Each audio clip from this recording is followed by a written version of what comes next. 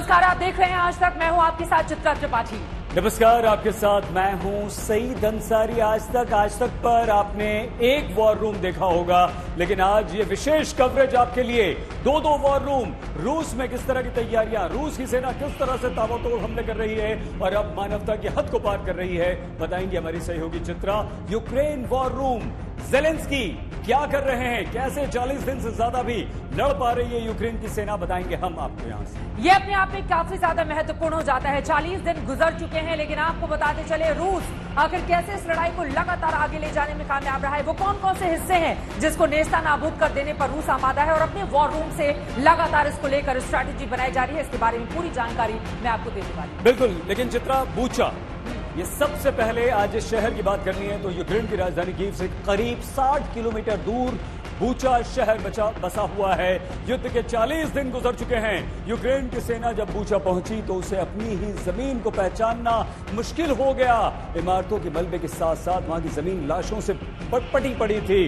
Bucha नरसंहार की बदबू से सारी दुनिया परेशान थी और ये बदबू सारी दुनिया में फैल चुकी थी। तो आज हम आपको बताएंगे कि राष्ट्रपति ज़ेलेंस्की के दिमाग में बूचा को लेकर क्या रणनीति चल रही है, आज उन्होंने इसे लेकर क्या क्या कदम उठाए हैं। बूचा नरसंहार की खबर से रूस भी हिला हुआ है।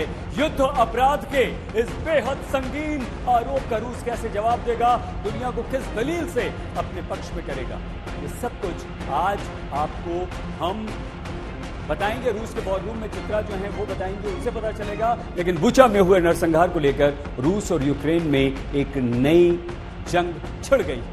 ये अपने आप में महत्वपूर्ण, लेकिन सबसे पहले आपको दिखा देते हैं बूचा यूक्रेन में कहां पर है। बूचा राजधानी कीव के पास ही है। दोनों शहरों के बीच की दूरी तकरीबन 60 किलोमीटर के आसपास ही है। इसी बूचा में जिस तरीके से आम लोगों की के हाथ पैर बंधी लाशें मिली हैं, उसने सारी दुनिया का ध्यान अपनी ओर खींचा है। रूस के ऊपर आरोप है, लेकिन रूस लगातार इन आरोपों को खारिज कर रहा है। माना यह जा रहा है कि बूचा नरसंहार से इस जंग में एक नया मोड़ आ सकता है। वो मोड़ क्या होगा, इस बात को लेकर तमाम तरह के सवाल इस वक्त खड़े हुए हैं। 1, 2, 3, 4, 5, 6, 7 ये वो तस्वीरें हैं जिसने सारी दुनिया को जंग का सबसे विभत्स चेहरा दिखाया है। रूस ने जब यूक्रेन की सरकारी इमारतों को निशाना बनाया तब दुनिया को इतना दर्द नहीं हुआ।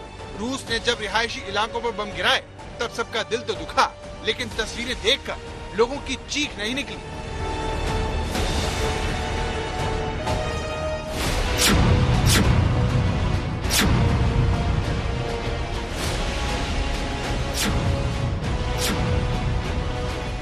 लेकिन यूक्रेन के बूचा की इन तस्वीरों ने आज सारी दुनिया में इस शहर को चर्चा में लाकर खड़ा कर दिया है। दुनिया का कोई भी अखबार हो, आज उसकी हेडलाइन बूचा में हुए इस नरसंहार से जुड़ी है, जिसे देखकर हर कोई सोच रहा है कि कोई सेना इतनी जालिम कैसे हो सकती है।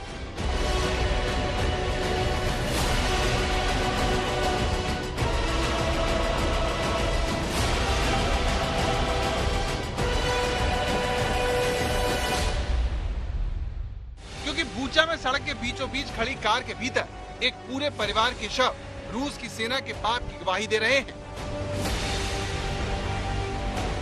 हाईवे के किनारे गिरी साइकिल और बगल में पड़ा बुजुर्ग का ये शव पुतिन को उस शब्द से जोड़ रहा है जिसे दुनिया वॉर क्रिमिनल कहती है। I think he is a war criminal.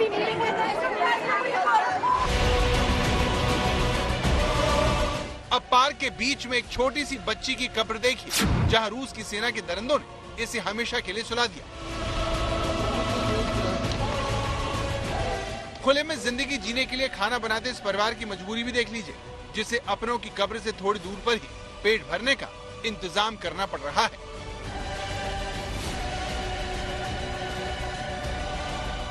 Ukraine के बूचा में जगह जगह पड़ी ऐसी लाशें हैं जिनके हाथ पैर बंधे हैं।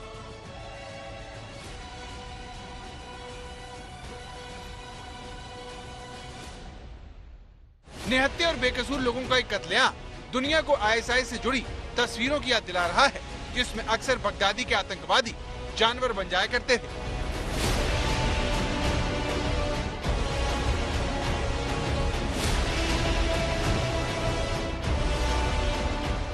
लेकिन बूचा के जरिए सारी मानवता को लहूलुहान करने वाले आतंकवादी नहीं थे, वो तो रूस की सेना के जवान थे जो ISIS के आतंकवादियों से भी गए बीते निकले। इस नरसंहार को अंजाम देने वाले वहशी के बारे में आपको बताएं, उससे पहले तेतियाना नाम की इस महिला का दर्द सुनिए,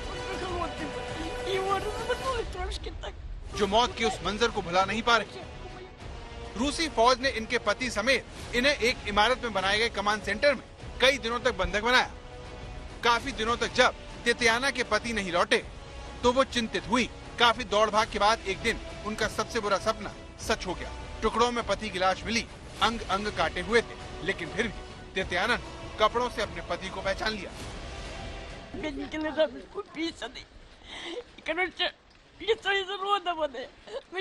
मैंने जूते और पतलून से उसको पहचाना, उसके अंग अंग काट डाले। अमेरिका के मैक्सा टेक्नोलॉजीज ने कुछ सैटेलाइट इमेज जारी की हैं। इन तस्वीरों में सेंट एंड्रयूज और एक चर्च में 45 फुट लंबी कब्र दिखाई दे रही है। एक रिपोर्ट के मुताबिक कब्र के ऊपर की मिट्टी पूरी तरह से लाल थी। यूक्रेन के सांसद लेसिया वासिलिंक ने एक ट्वीट कर दावा किया कि रूसी सैनिकों ने 10 साल की उम्र की लड़कियों के साथ बलात्कार किया और महिलाओं के शरीर पर जख्मों के निशान बनाए। सांसद ने आरोप लगाते हुए कई तस्वीरें शेयर की हैं, जो काफी भयानक है। यूक्रेन की सांसद ने कहा कि रूसी सैनिकों ने महिलाओं और बच्चियों के साथ जिस तरह से रेप किया है वो भयानक है और उनके प्राइवेट पार्ट्स पर काफी गंभीर जख्म दिए गए, जिसे देखकर किसी की भी आंखों में आंसू आ जाएं। महिलाओं के साथ बलात्कार किया गया था। महिलाओं के साथ बलात्कार करने के बाद रूसी सैनिकों ने उनके शवों को जला दिया।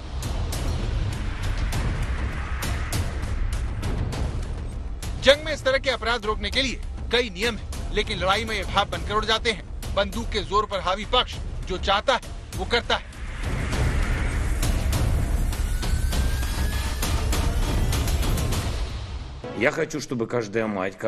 मैं चाहता हूं कि हर रूसी सैनिक की मां बूचा, इरपिन और हॉस्टोमेल में मारे गए लोगों के शव देखे।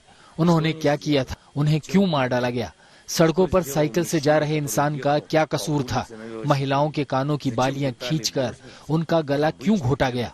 ये कैसे मुमकिन है कि उनके बच्चों के सामने महिलाओं से रेप कर उन्हें मार दिया जाए और फिर मरने के बाद उनके शव का मजाक बनाया जाए। उन्होंने लोगों के शवों को टैंक से क्यों कुचल डाला। यूक्रेन के शहर कूचा ने रूस का क्या बिगाड़ा था। पुतिन पर इन तस्वीरों से दुनिया का दबाव पहले से कई गुना ज्यादा हो जाएगा। ये बात यूक्रेन के राष्ट्रपति जानते हैं, इसीलिए दुनिया में रूस की सेना के कथित अपराध की खबर देने के लिए वो बूचा शहर पहुंच गए और रूस पर आरोप लगाए। हाँ, हमें शांति चाहिए। हम 21वीं सदी के यूरोप में हैं। हम अपने सैन्य और राजनयिक प्रयासों को जारी रखेंगे। मैंने आज अपनी आंखों से बूचा, इरपिन और दूसरी जगहों पर बर्बादी देखी है। हम कोशिश करेंगे कि वहाँ के हालात जल्द से जल्द ठीक हों और लोग अपनी नई जिंदगी शुरू करें। लेकिन सवाल यह है कि क्या जेलेंस्की के आरोप सही हैं? क्या वाकई में रूस की सेना ने इस नरसंहार को अंजाम दिया है? बूचा के नरसंहार को जेलेंस्की बड़ा हथियार बनाना चाहते हैं। ये बात पुतिन अच्छे से जानते हैं, इसीलिए उन्होंने बूचा नरसंहार से खुद को बचाना शुरू कर दिया है। पुतिन के आदेश पर रूस के विदेश मंत्री ने इन तमाम आरोपों को सिरे से खारिज कर दिया है और कहा है कि रूसी सेना के बूचा छोड़ने के इतने दिनों के बाद नरसंहार की ये खबर क्यों बाहर आई है।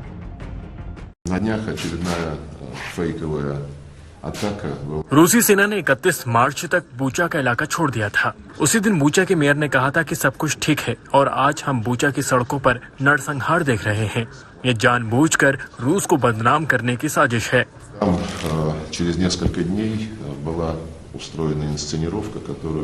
दुनिया ने एक ऐसा नरसंहार देखा कि दुनिया हिल गई। जी हां, बूचा में हुए नरसंहार ने जेलेंस्की यानी कि यूक्रेन के राष्ट्रपति को भी हिलाकर रख दिया है। शाम होते होते बूचा पहुंचे जेलेंस्की, वहां उन्होंने रूस पर आरोपों की बौछार कर दी। बूचा में ही मौजूद है हमारे संवाददाता गौरव सावंत, लगातार वहां से रिपोर्टिंग कर रहे हैं। हमें बताएंगे कि जेलेंस्की के जाने के बाद बूचा में क्या क्या हुआ है। गौरव बताइए। सईद और चित्रा, इस समय यूक्रेन के राष्ट्रपति व्लादिमीर जेलेंस्की ने बूचा के उन इलाकों का जायजा लिया जहां पर सबसे ज्यादा लाशें मिली थी, जहां पर सबसे ज्यादा रूस के और यूक्रेन के टैंक ध्वस्त हुए थे। एक एक इलाके में वो गए और उनके चेहरे पर नाराजगी साफ झलक रही थी और उन्होंने इसे रूस का युद्ध अपराध करार दिया है।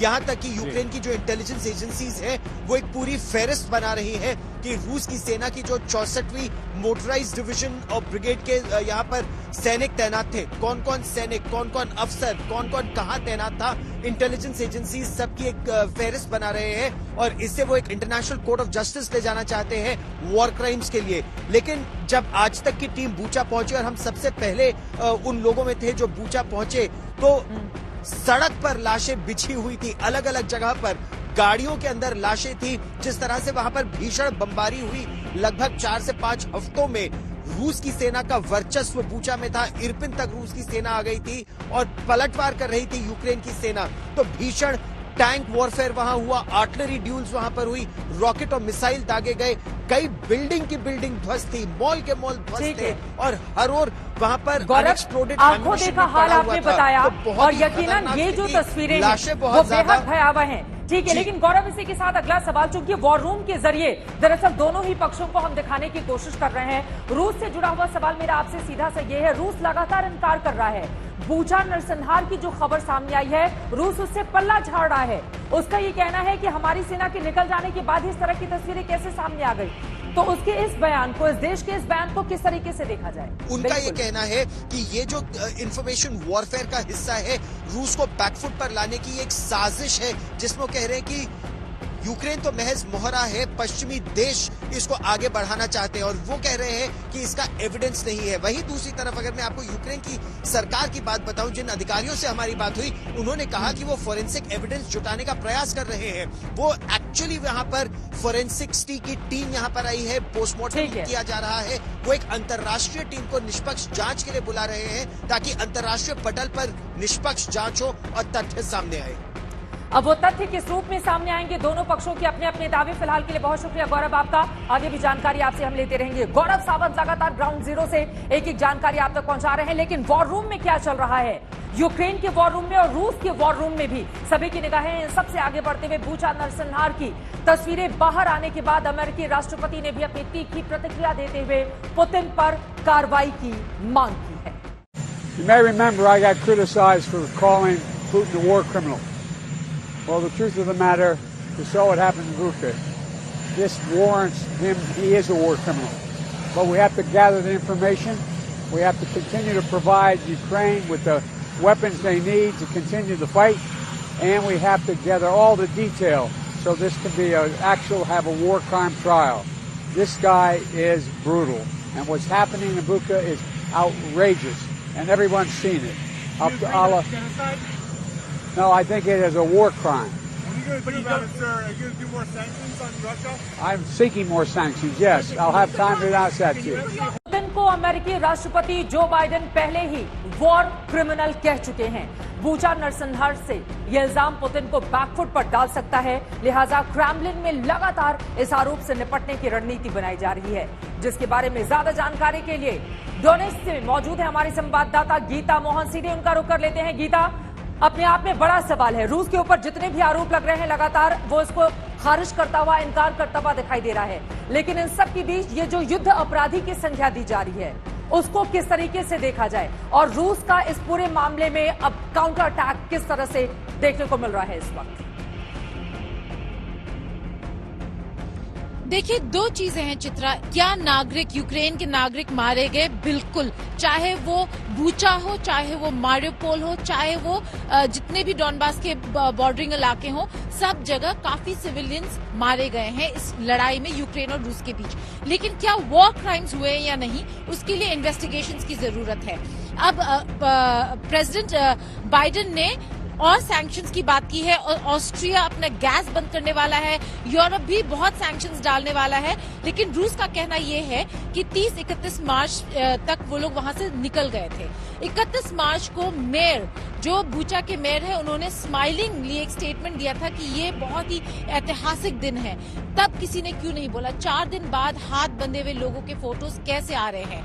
संयुक्त राष्ट्र के सुरक्षा परिषद में रूस यूक्रेन को लेके जा रहा है और यही तथ्य आगे रखने वाला है। तो बहुत इंपॉर्टेंट पॉइंट्स है जो रूस रख रहा है, लेकिन ये कहीं नहीं है कि वॉर क्राइम्स या फिर सिविलियंस अटैक हुए या नहीं, इसको ना आज तक ये कह रहे कि ऐसा नहीं हुआ है। हम बस ये कह रहे कि इन्वेस्टिगेशंस की जो मांग कर रहे हैं वो काफी इम्पोर्टेंट है। गीता थोड़ा सा समय कम है, इसलिए आपको बीच में रोककर दूसरा सवाल पूछ रहे हैं। ये एक ऐसी तस्वीरें बूचा से आई है, दिखाई दी हैं, जिसने पूरी दुनिया को हिला दिया।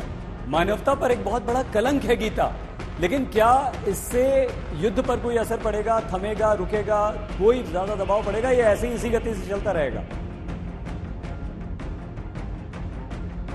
देखिए सईद, ईस्टर्न यूक्रेन में सारा जो फोकस अब बना हुआ है, जहां पे मैं खड़ी हूं, यहाँ पे युद्ध थमने के कोई आसार नजर नहीं आ रहे। जब तक निगोशिएशंस में रूस के डिमांड्स नहीं मान लेता यूक्रेन, तब तक ऐसे लगता नहीं कि ये युद्ध खत्म होने वाला है। बल्कि यहाँ पे इस इलाके में मारियोपोल और मरिंका के इलाके में बहुत ही ज्यादा भीषण लड़ाई चल रही है दोनों देशों के बीच, और ये देखना होगा कि यहाँ पे कितना नुकसान हो रहा है। आपने पूछा, देखा मारियोपोल में भी ऐसे ही बॉडीज मिल रहे हैं जहां पर हम गए थे। जी, बहुत धन्यवाद गीता मोहन, हमारी संवाददाता जानकारी दे रही लगातार। लेकिन ये कैसे हो सकता है कि आप निहत्थे मासूम महिलाओं को, पुरुषों को, बच्चों को गोलियों से उड़ा दें हाथ पैर बांधकर? हिटलर ने जिस तरह से यहूदियों का नरसंहार किया था, उसने सारी दुनिया को बदल दिया। जर्मनी के विरुद्ध सारी दुनिया में नफरत बढ़ी और जर्मनी को हराने के लिए दुनिया भर की शक्तियां एक हुई और अंत में हिटलर को उसके किए की सजा मिली। रूस यूक्रेन युद्ध में मचा बूचा का नरसंहार क्या असर डालेगा, इस पर सबकी निगाहें टिकी हुई हैं, जिससे जुड़ा हर छोटा बड़ा अपडेट हम यूक्रेन रूस के वॉर रूम में, चित्रा जी और हम आपको लगातार जैसे आज हमने दिया है। ये कोशिश, ये प्रयास इसलिए था कि एक साथ बताएं कि यूक्रेन और रूस किस तरह की तैयारियां कर रहे हैं, कैसे युद्ध लड़ रहे हैं। चित्रा जी, बिल्कुल, ये अपने आप में बेहद महत्वपूर्ण। देखिए, जेलेंस्की की बातें बार बार दुनिया के सामने आ रही है, पश्चिमी देश भी लगातार उनको सपोर्ट कर रहे हैं, लेकिन रूस अपनी स्ट्रैटेजी को लेकर आगे कैसे चल रहा है, रूस के साथ कौन कौन से लोग उसको सहयोग कर रहे हैं, और 40 दिनों से ज्यादा इस युद्ध के गुजर जाने के बाद रूस आज की तारीख में कहां खड़ा है, इस वॉर रूम के जरिए यही जानकारी आप तक पहुंचाने की हमारी कोशिश थी। लगातार हर एक खबर इस युद्ध से जुड़ी हुई आज तक आप तक पहुंचाता रहेगा। फिलहाल के लिए मुझे और सईद को दीजिए इजाजत। देश और दुनिया की बाकी खबरों के लिए आप देखते रहिए आज तक।